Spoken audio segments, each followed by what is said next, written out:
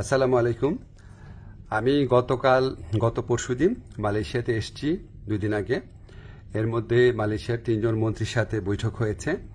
মালয়েশিয়ার যে স্বরাষ্ট্রমন্ত্রী আছেন এবং হিউম্যান রিসোর্স মন্ত্রী আছেন ওনাদের সাথে আনুষ্ঠানিক বৈঠক হয়েছে।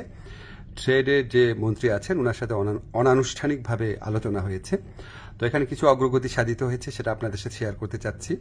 প্রথম খবর যেটা আপনারা জানেন, গত বছর মালয়েশিয়ার প্রধানমন্ত্রী আনোয়ার ইব্রাহিম সাহেব বাংলাদেশে গিয়েছিলেন। উনি বাংলাদেশের এখন যে আপনার অন্তর্বর্তী সরকারের যে আমাদের প্রধান উপদেষ্টা আছেন ডক্টর মোহাম্মদ ইউনূসের ব্যক্তিগত বন্ধু। তো উনি তখন প্রতিশ্রুতি দিয়েছিলেন যে গত বছর যেই বাংলাদেশি শ্রমিকরা মালয়েশিয়াতে আসতে পারে নাই শেষ মুহূর্তে, তাদেরকে উনি মালয়েশিয়াতে আসার সুযোগ করে দিবেন। এটা নাম্বার ছিল 17,000-এর মতো। তো এটার ভিত্তিতে আমরা অনেক আলোচনা করেছি। তো তারা বলেছে তারা ব্যাচ ওয়াইজ নিবে। তো প্রথম ব্যাচ হিসাবে 7,926 জনের তালিকা ওনারা চূড়ান্ত করেছেন এবং এটা খুব অল্প সময়ের মধ্যে ওনাদেরকে মালয়েশিয়াতে কাজ করার সুযোগ দেওয়া যাবে, এই প্রক্রিয়া শুরু করে দিয়েছেন ওনারা। সেকেন্ড যে নিউজটা, ভবিষ্যৎ কর্মসংস্থানের ক্ষেত্রে আমরা বিভিন্ন সূত্রে জেনেছি আগামী কয়েক মাসে মালয়েশিয়া 1 থেকে 1.5 লক্ষ বিদেশি শ্রমিক নিতে পারে।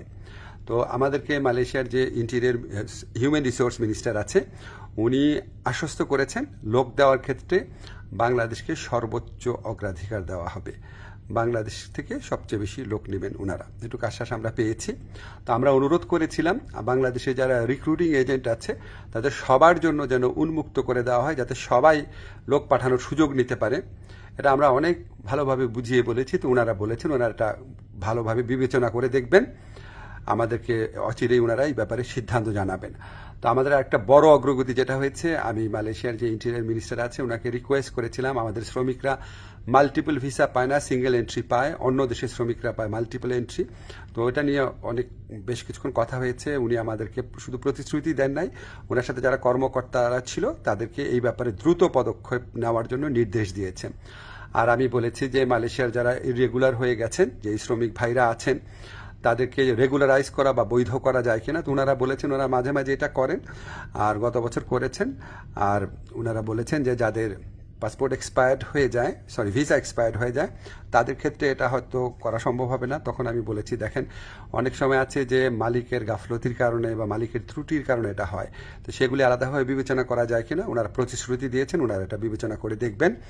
এছাড়া আমরা আরও কিছু বিষয় নিয়ে আলোচনা করেছি, যেমন আমরা বলেছি যে এখানে যে আপনার সিকিউরিটি গার্ড আছে বা কেয়ার গিভার আছে বা নার্স আছে, বাংলাদেশ থেকে নেওয়া যায় নাকি, স্কিল্ড ওয়ার্কফোর্স নেওয়া যায় নাকি।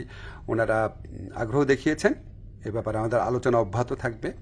তো আমরা মোটামুটি আশাবাদী এবং আমরা মনে করি যে এই যে এতটা ফলপ্রসূ একটা আলোচনা হলো, সেটা আমাদের প্রধান উপদেষ্টার অবশ্যই উনার বন্ধুত্ব, উনার গাইডেন্স আছে, উনার যে বন্ধুত্ব আছে মালয়েশিয়ার প্রধানমন্ত্রীর সাথে, উনার যে গাইডেন্স আছে আমাদের প্রতি আপনাদেরকে জানাচ্ছি।